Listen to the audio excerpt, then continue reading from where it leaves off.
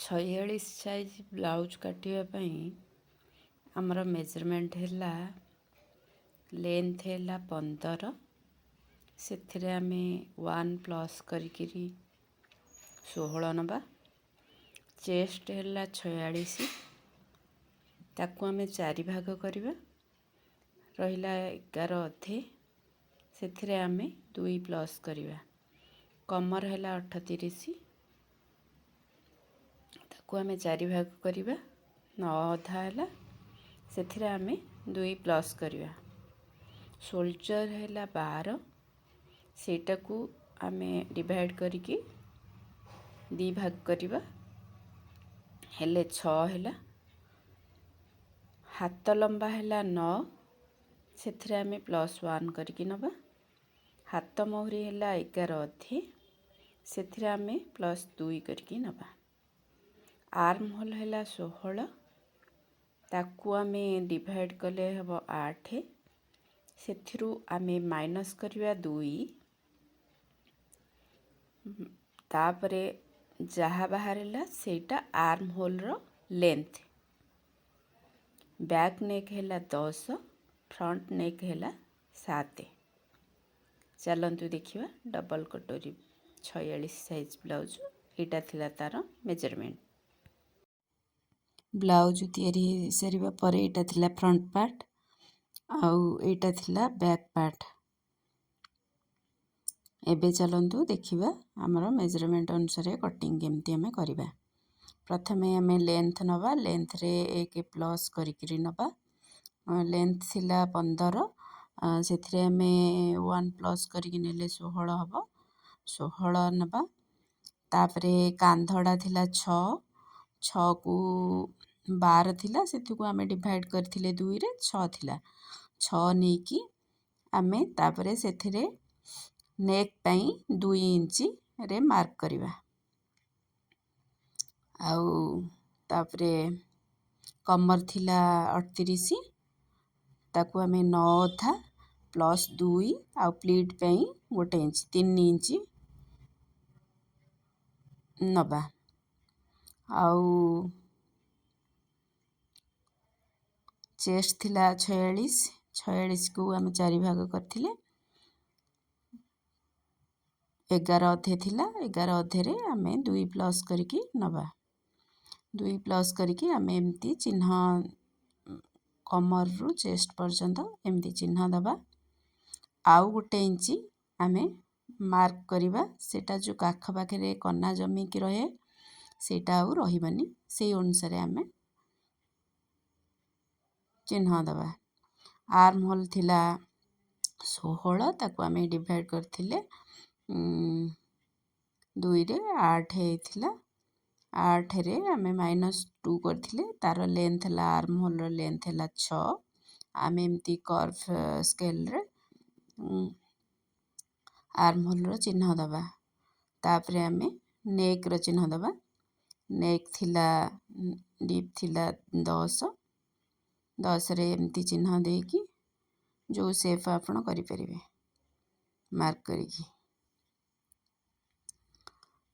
ଆଉ କାନ୍ଧ ନ ଖସିବା ପାଇଁ ଆମେ 1/2 ଇଞ୍ଚ ଡାଉନ୍ ଦେବା ଆର୍ମ ହୋଲ୍ରୁ ନେକ୍ ଲାଇନ୍ ପାଖକୁ। ଏମିତି ବ୍ୟାକ୍ ପାର୍ଟଟା କଟିଂ ଆମେ ଏବେ କରିବା।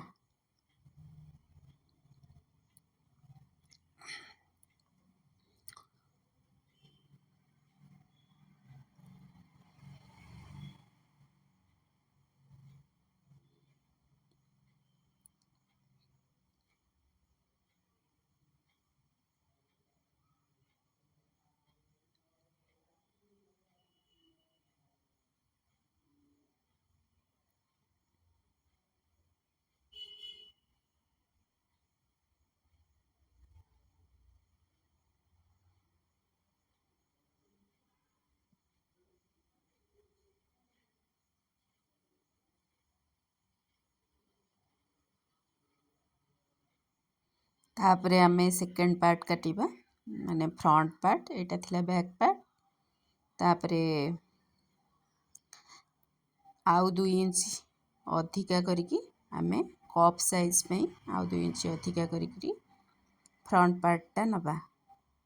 से आग आम पिन अफ करदे कनाडा खसबनी बोली पिन अफ करी बैक पार्टटा ठारू आउ 2 इंच अधिक करी आमे मार्क करवा।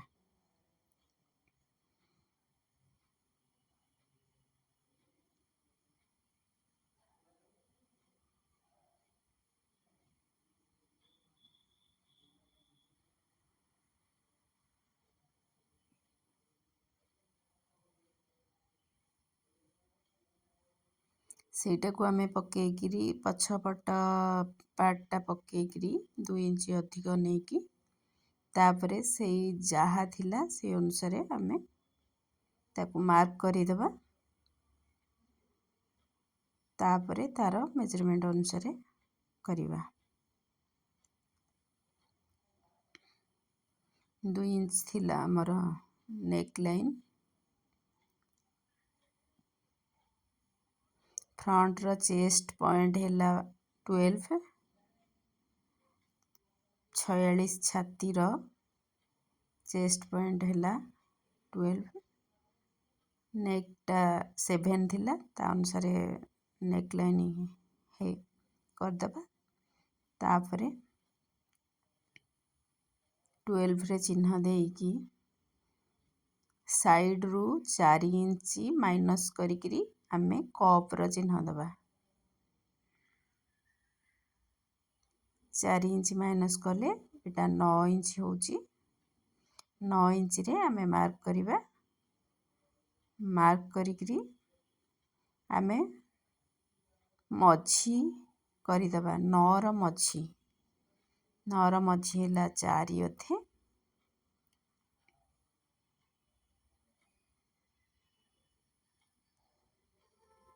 4 अधे रे आमे मार्क कर सारला परे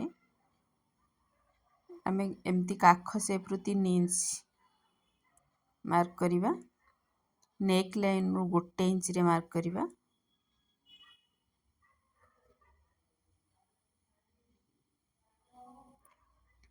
कप रो तळ अंशटा हाफ इंच, ऊपर अंशटा 1 इंच रे मार्क करिवा।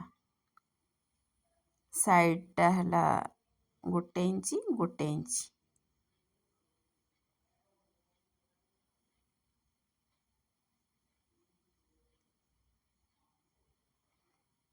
से अनुसार आमे मार्क करदबा। तले भी पटी एठी कोनाटा पाउनी सेथिपे भी पटी पे आमे 1 इंच ऊपर को नबा। सेटा आमे अलगा काटिबा। साइड रु काख तळुकू आमे 6 इंच रे मार्क करिबा। जहा बाहरिला सेटा आमे भी पटी नबा। एठी तापरे आमे कट करदबा।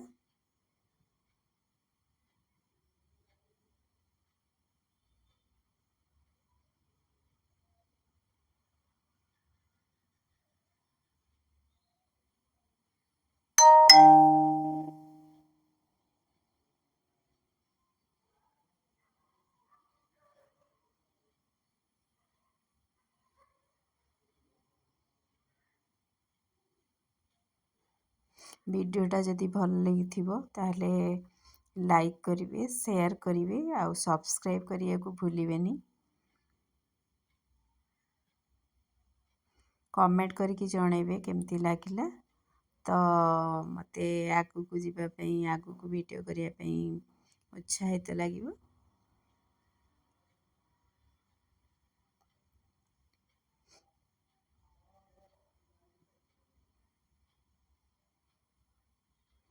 आउ कोन दरकार कहले मु सेटा भी आउ वीडियो करिवि।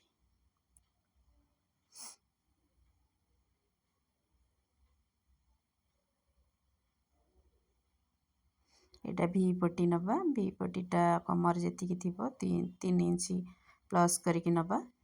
आउ से तळ पार्टटा जेतिकी थिबो सेतिकी रे 1 प्लस करके नबा। एटा 3 हाफ अछि आमे 4 हाफ रे नबा आउ 1 इंच सेप दबा एटा थिला भी पटी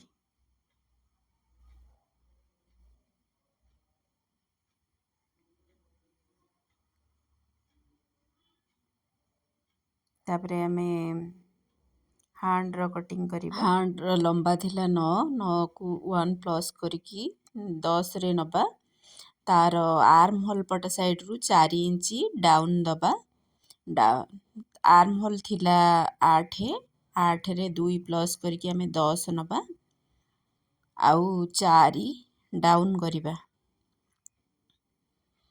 हाथ मुहुरी थिला 11 रे 5 अथे 2 प्लस करके आम एमती चिन्ह दबा दे सारा परे एमती कर्व स्केल रे आम मार्क करके कटिंग करिबा। वीडियोटा जदि भल लगी लाइक शेयर और सब्सक्राइब करेंगे। रहुची जय जगन्नाथ नमस्कार।